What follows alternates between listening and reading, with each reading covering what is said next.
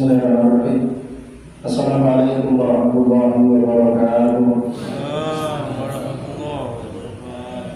Alhamdulillah nahmaduhu wa nasta'inuhu wa nastaghfiruh wa na'udzu billahi min shururi anfusina wa sayyiati a'malina. Man yahdihillahu fala mudilla lahu wa man yudlil fala hadiya lahu. Asyhadu an la ilaha illallah wahdahu la syarika lahu wa asyhadu anna Muhammadan abduhu wa rasuluhu la nabiyya wa la rasula ba'dahu.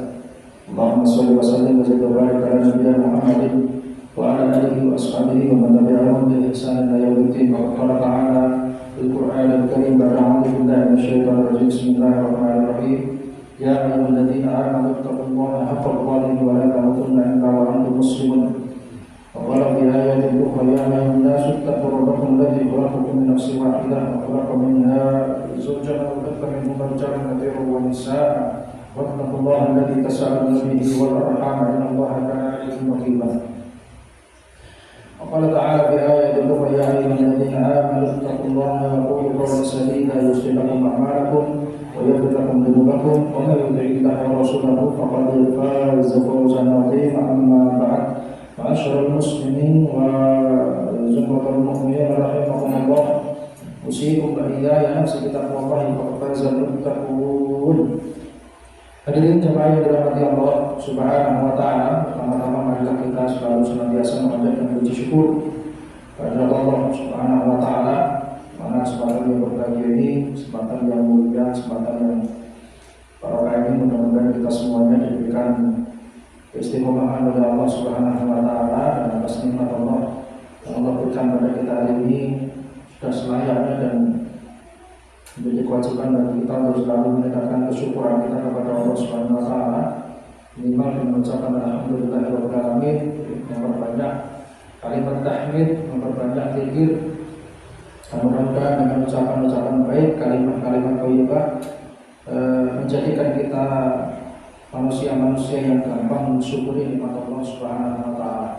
Yang kedua kalinya selawat beserta salam marilah selalu senantiasa kita haturkan pada junjungan kita Nabi Agung Nabi besar Nabi Muhammad SAW, keluarganya, para sahabatnya, dan orang-orang yang selalu senantiasa menjalankan sunnahnya. Mudah-mudahan kita semuanya diakui oleh Rasulullah SAW menjadi salah satu di antara orang yang diakui oleh beliau. Jadi Bapak Ibu yang dirahmati Allah Subhanahu wa taala, tidak terasa pembahasan kita sampai kepada akhir dari hadis-hadis berkenaan dengan anjuran untuk tidak terburu-buru dalam beramal atau tidak tergesa-gesa atau tidak berlebih-lebihan ketika beramal, sedang-sedang saja tetapi terus ada sifat yang namanya mudawamah. Mudawamah ayat al-istiqomah. Dari istiqomah, mudawamah harapannya begitu. Jadi hikmat dalam beribadah. Ini terjemahan bebasnya adalah hikmat di dalam beribadah. Jadi diukur kemampuannya, tidak terburu, tidak terbawa dengan hawa nafsu. Hadis terakhir, panjang hadisnya ini tapi sering dijadikan sebagai motivasi, sering dijadikan sebagai pelecut semangat. Jadi hadis ini merupakan hadis yang sering disampaikan oleh para mubalik ketika ingin menunjukkan ada sifat manusia itu yang kadang-kadang memang baik dan kadang-kadang buruk. Ada sifat rajin, di sisi lain ada sifat kurang rajin, dan itu berkenaan dengan komunitas. Jadi berkenaan dengan aktivitas yang berhubungan dengan banyak orang. Satu contoh misalkan kalau sedang banyak ini dalam keadaan pengajian ini biasanya semangat. Jadi jauh dari kata-kata malas. Dan itu diceritakan oleh Imam Muslim. Beliau mengeluarkan hadis yang cukup panjang ini berkenaan dengan kisah yang akan kita bahas. Nah, itu panjang-panjang semua.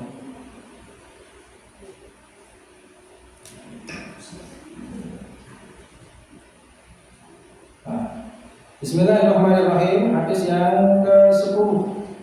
Hadis yang ke-10. Wa Nabi Rabi'i Handalah ibn Rabi' Al-Sayyidi Al-Qadi bi ahadi kitab Rasulullah sallallahu alaihi wasallam, dari Abu Rabi' Handalah ibn Rabi' Al-Sayyidi, salah seorang di antara sekretaris kitab itu, katib makanya sekretaris katib Rasulullah.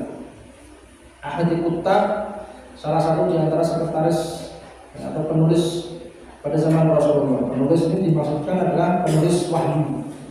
Jadi sahabat-sahabat yang memiliki kemampuan untuk menulis dengan baik. Nah, dikenal dengan siapa? Sebutannya Handalah. Sahabat Handalah. Kalau untuk kajian kitab ini barangkali sudah sering mendengar kisah ini. Salah seorang di antara sekretaris Rasulullah SAW, dia berkata, saya bertemu dengan Abu Bakar radhiyallahu anhu. Kemudian dia bertanya, bagaimanakah keadaanmu hari ini, wahai Handalah? Handalah bertemu dengan Abu Bakar As-Siddiq radhiyallahu anhu. Nah, dari sini ada pelajaran penting yang bisa kita ambil Bapak Ibu sekalian. Jadi membiasakan untuk selalu menanyakan kabar. Jadi jangan sungkan untuk menanyakan kabar. Ini salah satu di antara bentuk perhatian seorang saudara kepada saudaranya, yaitu menanyakan kabar. Secara psikologi kalau orang ditanyai kabar, ya, itu biasanya juga ada muncul rasa, oh ternyata ada perhatian. Pun demikian dengan Handalah yang bertemu dengan Abu Bakar As-Siddiq radhiyallahu anhu, maka Abu Bakar As-Siddiq radhiyallahu anhu kemudian bertanya tentang keadaan Handalah. Bagaimanakah keadaanmu wahai Handalah? Faqala kaifa anta ya Handalah? Faqultu nafaqa Handalah. Dalam riwayat yang lain ada tambahannya qad nafaqa Handalah. Maka Handalah menjawab, Handalah, saudaramu ini telah munafik. Sambil menunduk barangkali, sambil lemes itu mengatakan kepada Abu Bakar As-Siddiq, Handalah ini saudaramu ini telah terjebak pada sifat kemunafikan. Qad nafaqa Handalah. Faqala subhanallah, maka taqulu. Ya, mendengar jawaban itu maka Abu Bakar As-Siddiq pun bertasbih, subhanallah. Ya. Reaksi keterkejutan, ya, jadi bentuk keterkejutan, kaget. Apa yang kamu katakan wahai Handalah? Maka kemudian Handalah menjelaskan, ya. Mada taqul, apa yang kamu katakan? Faqultu nakunu 'inda Rasulillah sallallahu alaihi wasallam yudzakiruna bil jannati wan nar ka'anna ra'ya 'ainin. Wahai Abu Bakar As-Siddiq, ya Abu Bakrin, wahai Abu Bakar, kalau kita di hadapan Rasulullah SAW, kemudian beliau menceritakan tentang surga, beliau menceritakan tentang neraka, maka seakan-akan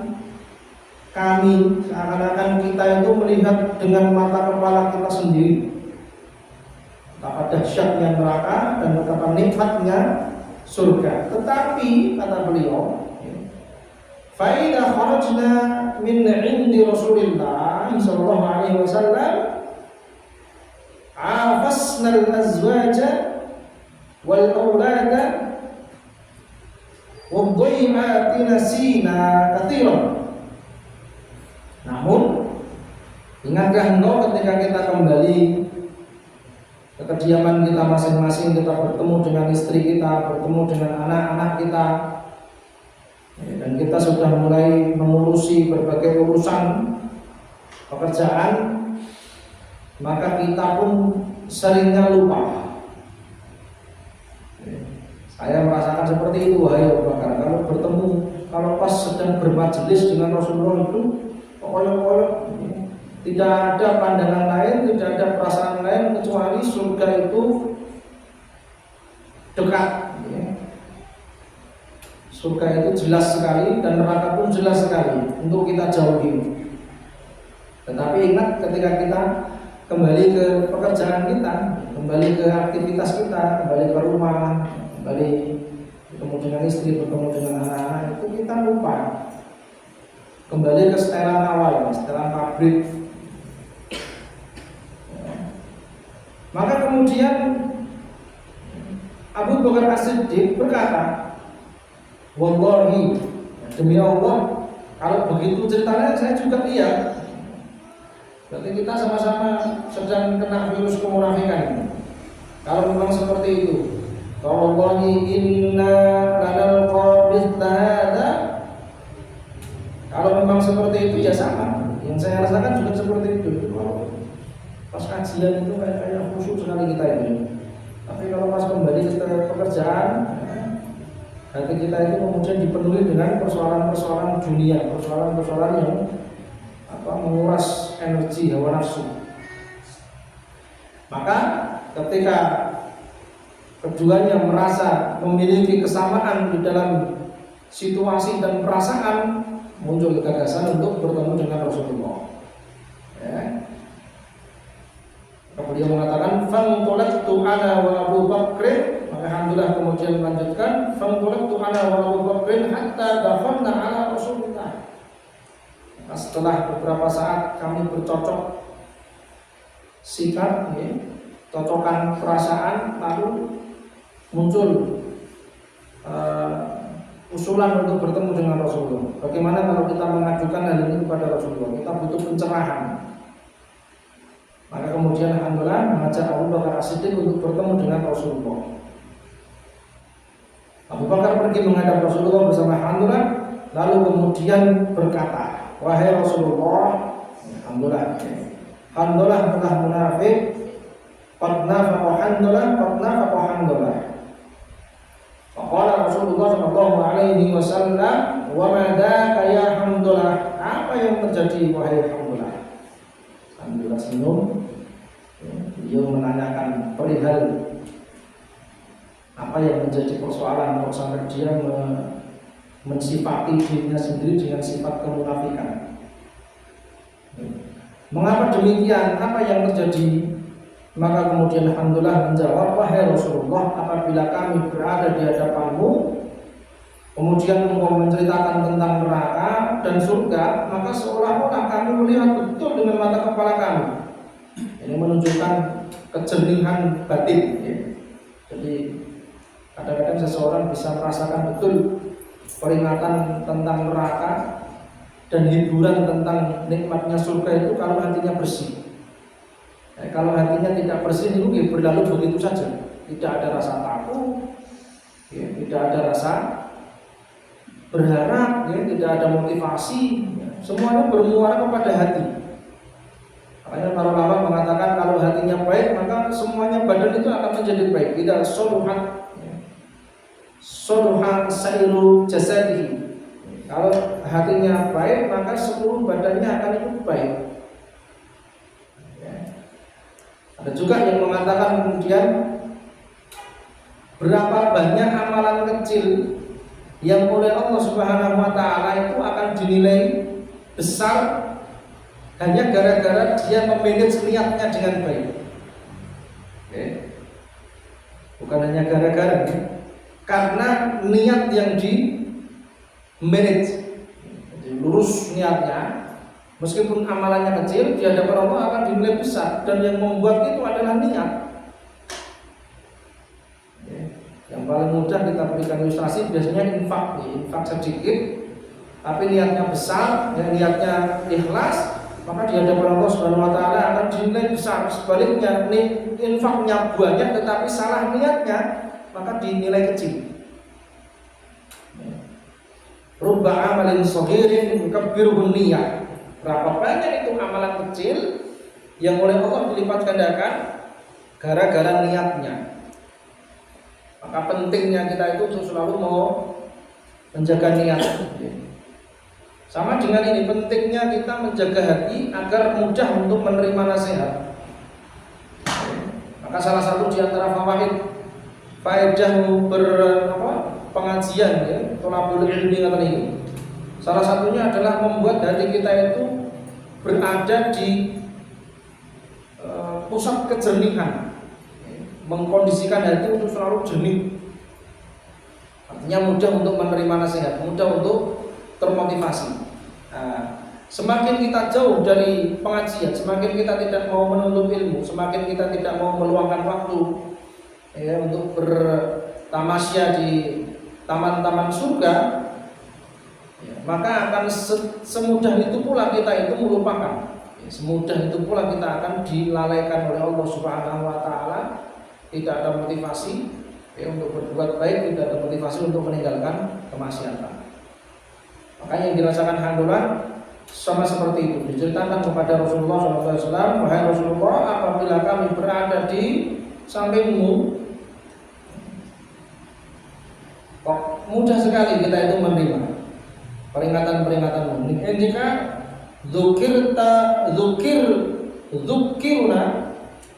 tuzakkiruna bin-nari wal jannati ka'anna ra'yal 'aini. Akan-akan kami itu betul dengan mata-mata kami jelas tergambar. Engkau menceritakan berapa jelas tergambar. Dan ada rasa takut. Engkau bercerita tentang surga pun tergambar jelas. Ada motivasi untuk kami beramal dan segera mendapatkan surga. Faidah kharajna min indika, kalau kami keluar dari majelismu, kami pulang ke rumah, afasnal azwaja, bertemu dengan istri, wal aulada, dengan anak-anak, wadayyi'at, dengan segala aktivitas, nasina katsiran, kami banyak sekali lupa, gampang sekali lupa. Faqala Rasulullah sallallahu alaihi wasallam, walladzi nafsi Muhammadin biyadihi, demi jiwa yang Muhammad berada di tangannya, demi jiwa Muhammad yang berada di tangannya, biyadihi, untuk penegasan, untuk kosam, demi jiwa pun yang berada di tangannya, demi Allah, demi jiwa yang berada di tangannya, biyadihi, Allah tadumuna ala ma taqulu, kalau seandainya kalian masih dalam keadaan seperti itu, anna law tadumuna ala ma taquluna alaihi indi fabitikri la sofat kumul malaika. Seandainya ketika engkau keluar berpisah ya, dari majelis, pulang ke rumah masing-masing, ya, tetap dalam keadaan seperti itu, merasa takut, merasa termotivasi, sebagaimana ketika kalian berada di hadapanku dengan mengingat, ya, ingatnya niscaya para malaikat akan menjabat tanganmu di tempat tidurmu dan di jalan. Jadi ketika menceritakan yang pertama itu diberikan doa, ya, kalau seperti itu terus jadi bagus itu. Ya, kalau bisa ingat dahsyatnya neraka terus, ya, kemudian menjaga diri dari perbuatan-perbuatan yang buat saya berikut. Ya, kata Rasulullah, kalau bisa seperti itu bagus. Artinya kemuliaan itu akan dijaga oleh para malaikat. Malaikat akan takdim dengan menjabat tanganmu di rumahmu dan di jalan-jalan atau dimanapun kamu berada. Tetapi wahai Alhamdulillah, sesaat dan sesaat, ya, saatan. Tapi yang seperti itu juga tidak bisa terus menerus. Artinya beliau memaklumi, ya, pemakluman itu namanya orang al-iman yazidu wa yanqus. Keimanan itu kadang-kadang bertambah dan kadang-kadang berkurang. Ya, jadi keimanan seseorang itu yang disepakati oleh ahlu sunnah wal jamaah, ya, bahwasanya keimanan seseorang itu bisa bertambah dan bisa berkurang, ya, bukan kesepakatan. Jadi sebagian ulama melihat kalau keimanan seseorang itu bisa bertambah dan bisa berkurang. Indikatornya apa? Kalau sedang bertambah, gampang melakukan ketaatan. Ya, sedang bertambah, maka dia sedang semangat. Kalau dalam keadaan semangat kita beramal, maka yang perlu kita husnudoni adalah iman kita ini sedang bertambah. Jadi kalau ingin tahu imannya bertambah, lihat seberapa semangat kita di dalam mendatangi ketaatan-ketaatan. Adzan belum selesai sudah di masjid, masih mending, ya. Belum adzan sudah di masjid, wah ini istimewa, ya. Berarti imannya sedang tinggi. Sudah adzan masih belum tergugah, sudah adzan masih leha-leha, sudah ada masih menyelesaikan chatting WhatsApp-nya, masih scroll, nah ini something, ini berarti ada masalah. Sudah ada tidak segera mempersiapkan diri, nunggu komat, ada masalah berarti. Dalam keimanan berarti ada masalah. Kalau sesuatu yang menghalangi kita itu syar'i malah betul masalah. Kalau yang menghalangi urusan-urusan yang syar'i betul tidak masalah. Tapi yang kadang-kadang menghalangi kita untuk tidak segera wasari'u ila magfiratin min rabbikum itu sesuatu yang tidak syar'i masalahnya.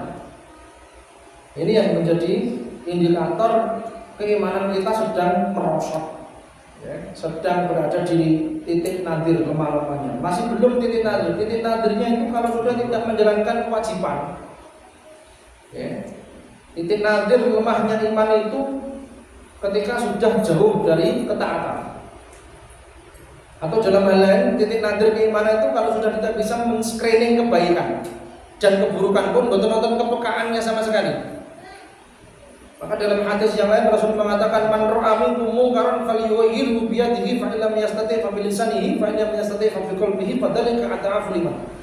Selemah-lemah iman kata Rasulullah adalah ketika seseorang melihat kemungkaran, tidak ada yang bisa dia perbuat, tidak ada upaya, tidak ada kemampuan dan kemauan untuk merubah, kecuali cuma pengingkaran dalam hati. Yaitu kata Rasulullah selemah-lemah iman. Salah satu loh, tidak indikatornya banyak sekali. Jadi untuk mengukur lemah dan kuatnya iman itu salah satunya adalah ketika ada kemungkaran. Bisa, tapi bukan satu-satunya itu. Ada indikator lain apa?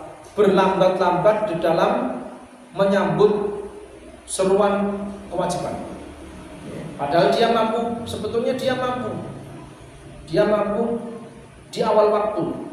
Dia mampu cepat, tetapi dia memperlambatkan diri dengan sengaja. Maka itulah yang disebut dengan lemahnya iman. Nah, muaranya apa? Muaranya yang kemungkaran atau kemaksiatan. Jadi sudah menganggap kalau itu bukan kemaksiatan, santai-santai menunggu umat. Lemahnya iman itu ketika menganggap itu bukan kemaksiatan. Ya sah. Penting isi sholat, ya itu tanda-tanda iman kita sedang lemah nih. Lah pripun Ustaz pun apa salah? Jadi kalau bandingannya adalah afdoliyah, mana yang lebih afdol, jelas itu salah. Kalau bandingannya mana yang lebih afdol, kita namanya manusia akan mencari yang lebih afdol. Mosok pengen passing grade terus, passing grade yang lulus kan ini penting sholat. Ini passing grade, tapi namanya manusia, mosok iya passing grade terus. Padahal kita mampu meningkatkan level di atas passing grade. Sebetulnya mampu, tetapi karena itu tadi iman sedang lemah, maka kemudian menganggap kalau hal yang seperti itu bukan kemaksiatan.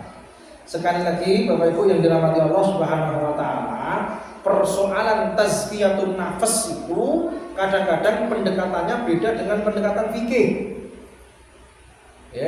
Jadi kalau menggunakan pendekatan fikih, yang penting syarat rukun terpenuhi sah. Itu kalau pendekatan fikih.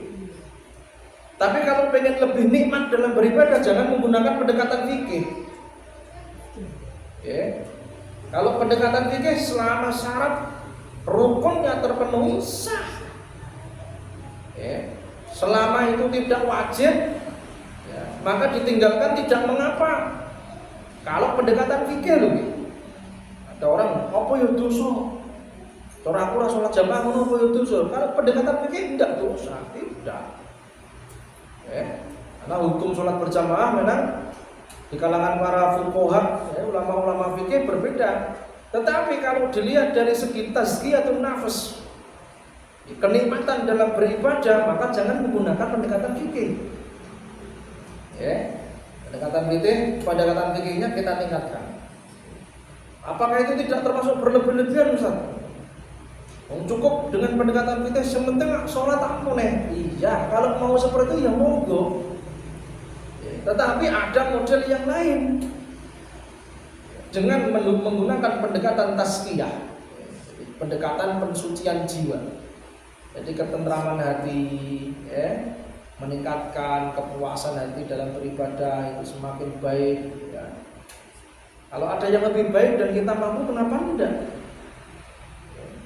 Maka Rasulullah pun seperti itu. Beliau kan memberikan motivasi. Sholat berjamaah itu pahalanya lebih banyak daripada sholat sendirian, 27 derajat. Ya, artinya kelipatan yang cukup banyak dibandingkan kalau sholat sendiri. Ya, maka pendekatan fikih untuk mendudukan hukum ya bisa saja. Tetapi kalau pendekatan tazkiyah ya, yang berbicara tentang afdholiyah, maka kita gunakan pendekatan yang lain. Pendekatannya adalah kalau kita memang mampu menjalankan sunnah-sunnah demi kesempurnaan ibadah, kenapa tidak? Apa ruginya?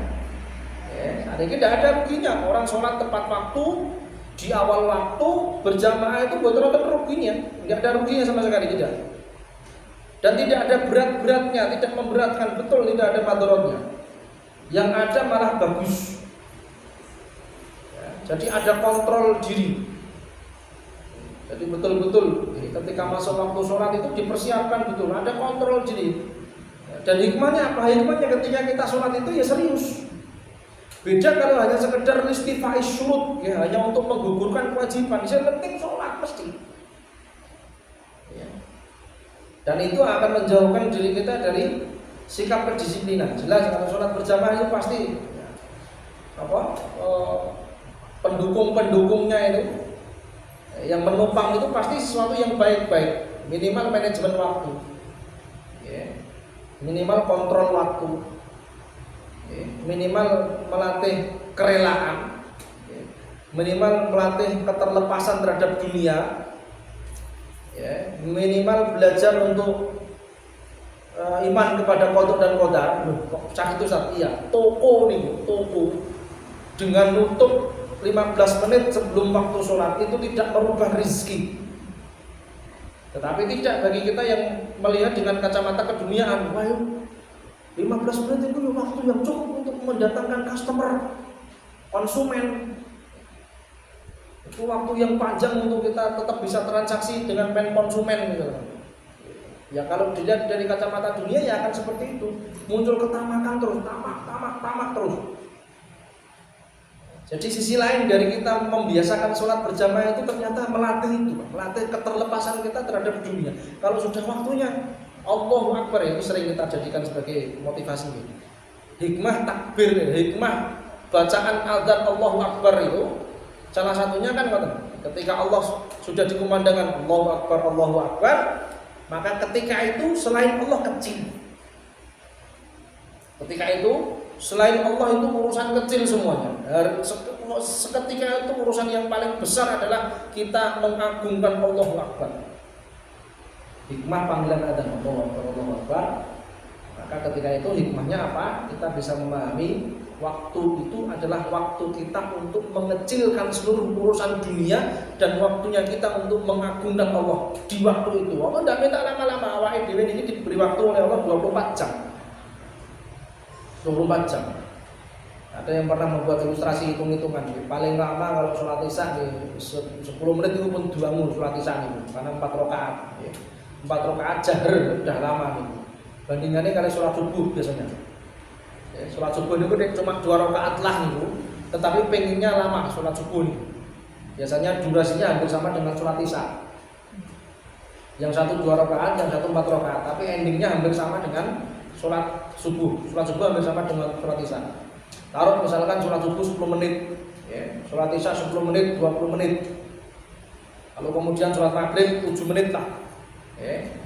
Sholat asar 5 menit atau 7 menit, masing-masing kita beri 7 saja. 7 kali 3 tambah 10 kali 2. Itu tok diambil dari 24 jam. Sedikit sekali. Kalau yang berpikirnya tazkiyah akan seperti itu. Kalau berpikirnya tazkiyah akan seperti itu. Sangat sedikit sekali, 7 menit ya, nanti tambah nanti sholat isya 10 menit, ya. Istirahat nanti kita berapa jam itu kita istirahat, 7-8 jam lah, 7 jam, 8 jam, bangun setengah 3 atau bangun jam Jika elek-elek bangun sebelum subuh, 30 menit sebelum subuh, persiapan kamar mandi, persiapan bersih-bersih macam-macam, buang air kecil. Biasanya dulure melok, air besar juga tidak mau ketinggalan. Taruhlah 30 menit, sehingga kemudian kita tidak terlambat. Dengan membiasakan seperti itu, banyak sekali ekses positif, banyak sekali dampak-dampak positif hanya dari satu ibadah saja, sholat berjamaah. Dan memang faktanya seperti itu. Kalau kita menjaga sholat kita tanpa kita niatkan untuk memperbaiki hidup kita, otomatis kita jaga sholat, maka kehidupan kita akan dijaga oleh Allah Subhanahu Wa Taala. Semakin kita menjaga sholat tanpa kita niatkan, tanpa kita selipkan niat agar Allah memperbaiki hidup, otomatis kehidupannya akan diperbaiki oleh Allah Subhanahu Wa Taala. Maka bahasanya adalah mendirikan sholat. Sholatu imaduddin, sholat itu tiangnya agama. Kalau tiang itu ya didirikan. Bahasanya tiang itu mendirikan. Tiang itu dipancangkan, memancangkan tiang atau didirikan. Aqimis sholat, dirikanlah sholat. Tidak hanya sekedar kerjakanlah sholat, tidak. Aqimis sholat adalah mengerjakan sholat dengan sungguh-sungguh, layaknya orang yang menegakkan tiang. Apalagi tiang itu kemudian menjadi asasnya, menjadi pondasinya, di atasnya ada bangunan, pasti dia akan berusaha untuk sekuat mungkin tiang ini agar bisa berdiri. Itu bagi orang yang menjadikan sholat, dasar filosofinya adalah tiang, betul, yang di atasnya dibangun bangunan. Tapi kalau hanya sekedar mengerjakan, ya tidak ada filosofi sholat sebagai tiang. Dari itu kita posisikan sholat itu sebagai tiang. Tiang apa? Tiangnya agama. As-sholatu imaduddin. Rasulullah yang mengatakan sholat itu tiangnya agama. Faman aqamaha faqad aqamaddin. Barang siapa yang menegakkannya, maka sejatinya dia telah menegakkan agamanya. Waman tarakaha, dan barang siapa yang meninggalkannya, faqad hajamaddin, maka sesungguhnya dan sejatinya dia telah meruntuhkan agamanya. Kalau pengen kita melihat keruntuhan agama kita, Bang Cobi mawon, tinggalkan sholat satu persatu, tinggalkan sunnah-sunnah sholat satu persatu, runtuh agama kita. Pun, bukan percaya, tinggalkan kesunahannya satu persatu. Satu aspek saja coba tinggalkan, hilang nikmat beribadah, hilang nikmat kita dalam berislam. Nopo kekhusyuan. Bona, sekali-sekali, tapi jangan Pak, ngomong sekelek. Buat ilustrasi saja. Ilustrasi saja. Kalau kita menghilangkan satu aspek namanya tumakninah dalam sholat, itu hilang kenikmatannya sudah. Bahkan ada fatwa kalau memang betul-betul gerakanmu tidak bisa menyelaraskan dengan gerakan imam yang terlalu cepat, keluar dari sholat itu sholat sendiri. Kalau sampai berapa kali gerakan kita baru rukuk pun jenggelek, kita sudah telat. Kita belum tumakninah i'tidal, dia sudah sujud. Itu kita belum jenggelek loh. Kita belum baru subhana rabbiyal azim, subhana rabbiyal azim misalkan. Kalau doanya itu atau subhanakallahumma rabbana wa bihamdika sudah i'tidal dan kita belum ngadeg, imam sudah sujud padahal kita masih rukuk. Samping. Berarti ekspres. Maka ahsan lebih baik membatalkan atau mencari jamaah sholat yang lebih tenang saja. Tapi apa fungsinya? Ju'ilal imamu liutamma bihi, tidak ada fungsinya. Imam dijadikan sebagai, Anda diangkat menjadi imam itu untuk diikuti. Maka psikologinya imam ini harus dipahami. Mohon maaf sekali kalau ini yang diupload di YouTube. Saya melalui kajian ini mudah-mudahan tidak menyinggung siapapun. Tetapi ini keresahan kita yang ingin sholat agak lebih santai ketika dapat imam yang tidak kita kenal, tetapi tidak merasa kalau dirinya dijadikan imam. Ini problem nih. Takbirin itu digawai dewe. Lu jamaah lu, sholat jahar, sholat maghrib, sholat isya, jangan. Ampun gengsi, ada yang kadang-kadang betul kepala. Sholat mau sampai di masjid cilik ngomik barang lapor. Tidak ada yang di belakang ibu-ibu. Masih mending kalau suaranya banter itu. Sekali lagi mohon maaf kalau ada yang merasa tersinggung ya, para pemirsa YouTube-nya Pak Yos. Saya mengatakan itu karena itu perasaan ya, perasaan sholat jamaah imamnya betul sakit diikuti itu ragu sholat ini, aku sholat jamaah apa aku sholat dewi. Ini Arab jamaah kalau sekelong dua rukun dua gerakan, ya, Arab ngimbangi imamnya kecepatan, sujud lagi nemlek batu yang pun denggelek. Ya kalau bisa lebih santai, ya lebih santai, ya lebih slow. Itu jadi memaknai sholat itu tidak hanya sekedar sementing sholat, dan ya, itu untuk memunculkan rasanya. Jadi kalau sholatnya baik, maka insya Allah yang lain pun menjadi baik. Kalau kita meninggalkan satu saja nanti akan meremeh itu. Ya, kita tinggalkan tumakninah saja dalam sholat itu sudah nilai dan rasa dari sholat itu tidak lagi istimewa. Ya, padahal yang istimewa nih ketika kita bisa menikmati sholat kita itu ya, sebagai sebuah kenikmatan. Nah, Rasulullah SAW berpesan kepada Hamdulillah kalau bisa seperti itu bagus. Ya, kalau bisa terus ya, on the track terus, ya, setiap gerak dan langkah kita itu barometernya adalah baik dan buruk tidak untuk akhirat kita, itu bagus kata Rasulullah.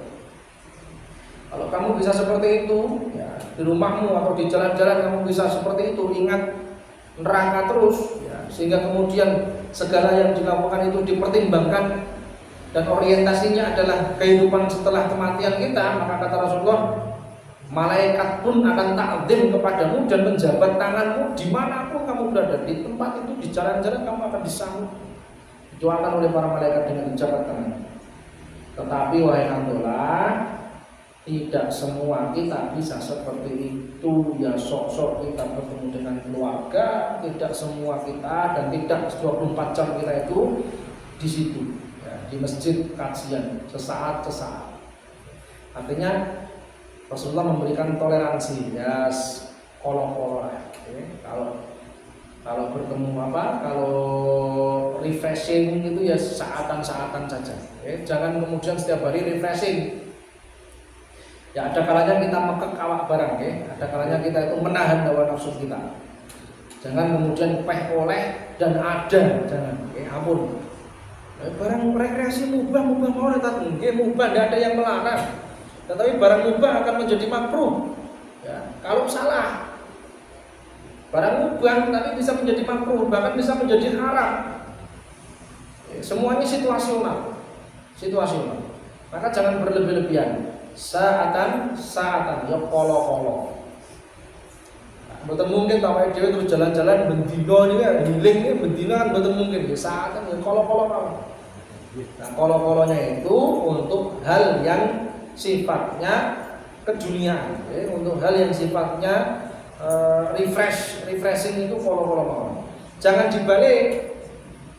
Fokusnya untuk mencari dunia, ngajine kolo ini salah nih, ngampun dibalik itu. Ya, jadi kolo-kolone itu ya yang kolo-kolone sing bangsa-bangsa Buddha itu kolo-kolo. Ya, bisa mengukur mana yang untuk ketaatan itu harusnya lebih banyak daripada yang kemudian kita gunakan untuk sifatnya keduniaan. Nah, Bapak Ibu yang dirahmati Allah Subhanahu wa taala, dari hadis yang panjang ini ya, perihal curhatannya Hamdulillah ini kita bisa mengambil beberapa fawaid. Yang pertama menunjukkan kalau sahabat Nabi diantaranya Hamdulillah, Abu Bakar dan yang lain-lain yang tidak disebutkan dalam hadis ini itu memiliki kepekaan yang luar biasa terhadap kebaikan. Itu yang harus kita tiru. Ya, ada rasa wonten perasaan rugi kalau ketinggalan kebaikan. Ya, dan merasa tenang, ketentraman hati itu letaknya pada hal yang sifatnya spiritualitas itu. Itu sisi positifnya. Jadi yang perlu kita tiru adalah orientasi ketenangan kita itu kita arahkan, kita pindah kepada hal-hal yang sifatnya ini, ya. Kajian, ya, tenang di masjid, sholat, ya. Kita coba hati kita orientasinya kebahagiaan itu diarahkan seperti itu. Sebagaimana Rasulullah ketika masuk waktu sholat itu berseru kepada Bilal, "Arifna ya Bilal." Jam berapa ini Bilal? Oh, sudah masuk waktu arif nih ya Bilal. Istirahatkan kami wahai Bilal. Arifna bis shalah. Istirahatkanlah kami ini dengan salat. Kumandangkan adzan wahai Bilal. Biar kita bisa istirahat. Artinya biar kita bisa mengistirahatkan hati kita dari hiruk pikuknya dunia. Maka sholat itu istirahat. Sholat itu waktu momen untuk kita berhenti. Ya, waktu dunia kita hentikan untuk kita sejenak untuk beralih ke waktu akhirat. Itu yang pertama. Jadi sifat positif dari sahabat Nabi yang namanya Hanzalah dan Abu Bakar As-Siddiq itu ya, kepekaannya terhadap kebaikan itu luar biasa. Sampai bisa merasakan kalau di rumah itu seperti apa, kalau bersama Nabi itu rasanya apa. Dan yang lain diri berkaji kalian tinggi podo-podo mawon, nah ini samping. Podo-podo mawon itu pertanyaannya apakah di rumah itu sudah suasananya seperti ketika ngaji? Ya itu baik kalau itu. Tetapi podo-podo mawon itu kalau suasana ngaji tidak merubah suasana rumah, suasana hati kita di rumah, ini yang berbahaya. Pulang ngaji balik nih, settingan pabrik. Ini yang kemudian disayangkan. Bukan bahaya dalam arti emergency atau sesuatu yang darurat, tidak bahaya dalam arti ada sesuatu yang rugi dah. Sayang gitu kalau ngajinya kemudian tidak diterapkan. Kemudian yang kedua juga bisa kita ambil dari hadis ini, selain kepekaan sahabat terkait dengan kebaikan, ya, pelajaran yang bisa kita ambil ya, dari hadis kisahnya Hanzalah ini, bagaimana Rasulullah SAW tidak langsung menyalahkan. Ini leadership, ya, bentuk ketawaduan, ya, bentuk sifat mengayominya Rasulullah. Jadi beliau sabar mendengarkan ada apa, ya, diingatkan Nabi. Oh ya sudah. Kalau itu namanya itu manusiawi, ya, sosok rajin, sosok itu namanya manusiawi. Maka Rasulullah di sini memberikan motivasi, ya, polo-polo lah, tidak langsung. Ya orang kudunya ya kudu. Kalau ini pas ngaji yang karena aku tidak. Beliau mengatakan ya, namanya manusia orang ya saatan-saatan ya, polo-polo, ya sesaat-sesaat saja. Ya, ada kalanya ya pikiran itu perlu disantaikan memang kadang-kadang ya. Kalau kita sudah penat, bukan penat gitu. Biasanya terbawa itu kalau kajian bahas tentang hari kiamat, Pak. Dan pundi-pundi nih tafsir nih pun ketemu kali surat-surat yang membahas tentang hari kiamat itu. Surat An-Naba dari juz 30 naik itu. Ya, An-Naba, kemudian An-Nazi'at, ya. Terus dari juz surat terakhir di juz 30 itu banyak itu tentang hari kiamat itu. Surat An-Naba, surat An-Nazi'at, wan nazi'atu gharqa, dan seterusnya itu berbicara hari kiamat. Nanti itu biasanya khusus nih. Kalau ngaji ting Islamic Center Muhammadiyah Bundaran gitu. Suatu saat kan kajian fikih, ya, kajian himpunan putusan tarjih Muhammadiyah. Suatu saat kita sisipkan tafsir. Biasanya perpindahan bab itu tidak langsung. Perpindahan bab kita sisipi tafsir kajian tasbiyah, ya, tasbiyah nafas. Saya sering membahas neraka itu khusyuk. Ibu-ibu itu mboten sing rame belas khusyuk mendengarkan. Sampai kula itu kadang-kadang ragu. Ibu-ibu ini khusyuk ngantuk apa khusyuk? Khusyuk mendengarkan Ustaz. Yang penting ampun jangan terbawa gitu terus sampai rumah terus mengurung diri ya, hari kiamat ya. Namanya hari kiamat pasti datang. Kita ikuti saja bagaimana Rasulullah menasihati sahabat yang penasaran dengan hari kiamat. Engkau cerita hari kiamat tapi tidak pernah menceritakan kapan itu hari kiamat terjadi. Mata saya Rasulullah, kapan Rasulullah terjadi hari kiamat? Menunjukkan sahabat itu jadi penasaran gitu. Tapi Rasulullah kemudian menjawab dengan jawaban yang santai-santai mawon. Jawabannya apa? Kalau hari kiamat datang, saya tidak tahu. Pertanyaanmu jawabannya apa yang sudah kamu siapkan untuk hari kiamat? Daripada pusing tanya kapan hari kiamat yang sama-sama tidak tahu. Mal mas'ulu anha bi'a'lama minas sa'il. Waktu ditanya hari kiamat, mal mas'ulu anha, orang yang ditanya terkait dengan hari kiamat bi'a'lama minas sa'il, tidaklah lebih tahu daripada yang bertanya. Artinya sama-sama saja. Ketika masuk pertanyaan tentang hari kiamat, Rasulullah dengan ketawaduannya beliau mengatakan mal mas'ulu anha bi'a'lama minas sa'il. Yang bertanya, yang ditanya itu tidak lebih tahu daripada yang bertanya. Bodoh-bodoh hai. Maka pada momen yang lain Badui tanya lagi, kapan ya Rasulullah kiamat? Ya, tidak dijawab dengan pertanyaan, karena sudah pasti Rasulullah nggak tahu ya. Kapan datangnya kiamat tidak ada yang tahu. Maka dijawab dengan uslub yang lain, dengan retorika menjawab yang lain. Kalau kapan kiamat itu tidak penting. Yang lebih penting apa yang sudah kamu siapkan untuk hari kiamat. Ma'adatta, apa yang kamu telah persiapkan. Ya, setelah 3 kali bertanya itu, pada waktu beliau pertama ditanya bukan jawab, ya, artinya terdiam. Sampai yang ketiga kalinya baru kemudian tanya, mana tadi yang tanya tentang hari kiamat? Ngacung, berdiri ngacung. Saya ya Rasulullah, apa yang kamu telah persiapkan untuk hari kiamat? Ya, tidak penting kapan datangnya kiamat, yang penting adalah apa yang telah kamu siapkan untuk datangnya hari kiamat. Ini menunjukkan Rasulullah itu punya retorika berdakwah yang macam-macam. Ya, kadang-kadang membesarkan hati, kadang-kadang menyemangati, ya, kadang-kadang memberikan tasjid semangat, ya, kadang-kadang mengayomi. Itu metodenya banyak, metode dakwahnya beliau banyak. Kadang-kadang harus butuh ketegasan, beliau tegasi. Ya. Maka begitulah Rasulullah SAW. Jadi yang dirahmati Allah Subhanahu Wa Taala. Kemudian hadis yang ketiga, fawaid yang ketiga dari hadis ini menunjukkan bahwa manusia itu memang punya fitrah ya, seperti itu. Kadang-kadang taat, kadang-kadang tidak. Maka diupayakan ketika kita sedang taat itu berbuat sebanyak mungkin kebaikan. Ketika iman kita sedang bertambah itu, maka berbuat sebanyak mungkin kebaikan. Agar apa? Agar ketika iman kita sedang lemah itu, kita tetap berada di kebaikan. Ya. Dalam bab futur, dalam bab futur itu nasihatnya kata futur itu berhentinya seseorang dari kebaikan. Jenuh, ya, kejenuhan seseorang. Futur stagnasi, berhenti. Nah, kalau punya kebiasaan baik, kebiasaan beramal yang banyak itu, harapannya ketika futur itu masih dalam keadaan baik, masih on the track lah. Harapannya itu. Nah, ini 3 hal yang bisa kita ambil dari hadis yang dikeluarkan oleh Imam An-Nawawi sebagai penguat bab tentang ini. Kalau beramal itu diukur, jangan tergesa-gesa. Jangan juga meremehkan, ya, jadi tengah-tengah. Jangan terlalu semangat di awal-awal, tetapi juga kemudian harus semangat di akhirnya, sehingga kemudian dikondisikan amal itu yang konsisten. Sedikit tetapi yang penting konsisten.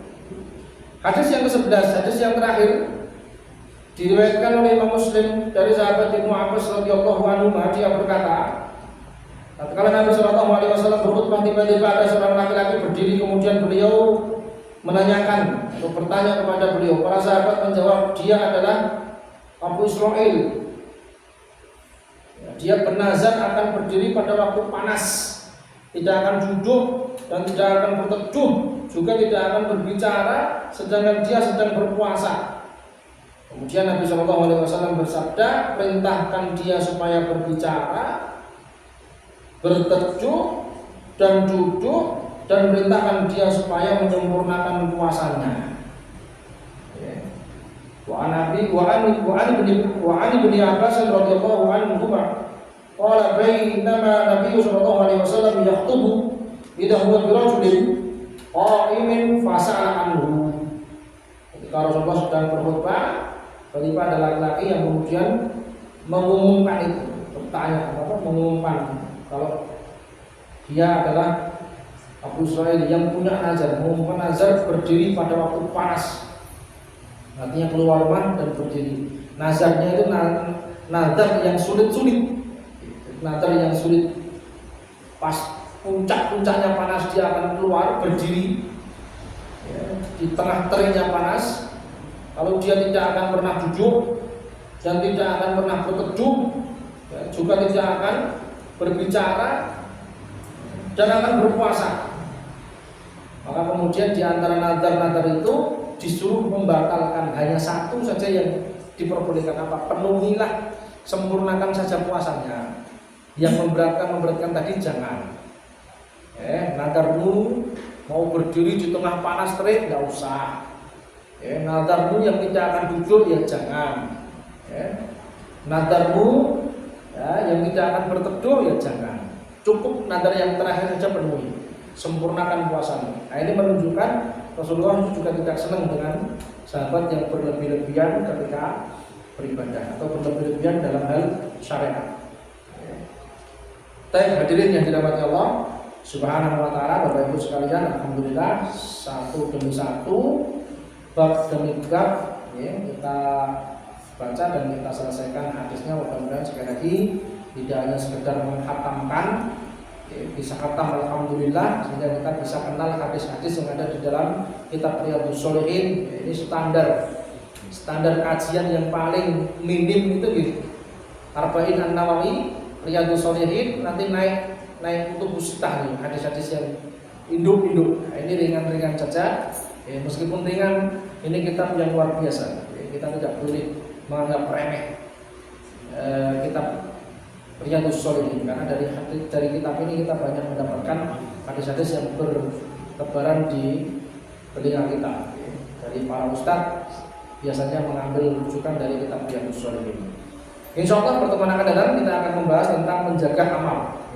Pentingnya menjaga amal yang telah dikerjakan, atau pentingnya memelihara kebaikan-kebaikan dan menjaga keistiqomahan di dalam kebaikan-kebaikan ini sebagai follow up dari bab sebelumnya.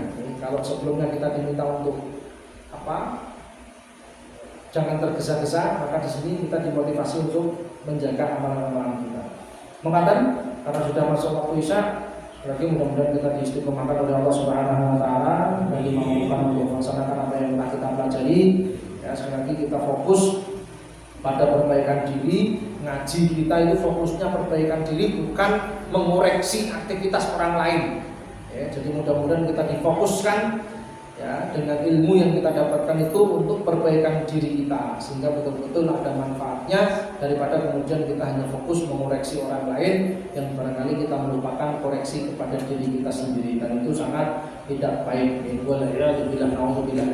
Makanya bukan lebih yang mohon maaf. Aku mau lihat astagfirullahaladzim wa lillahi muslimin astagfirullahaladzim. Assalamualaikum warahmatullahi wabarakatuh.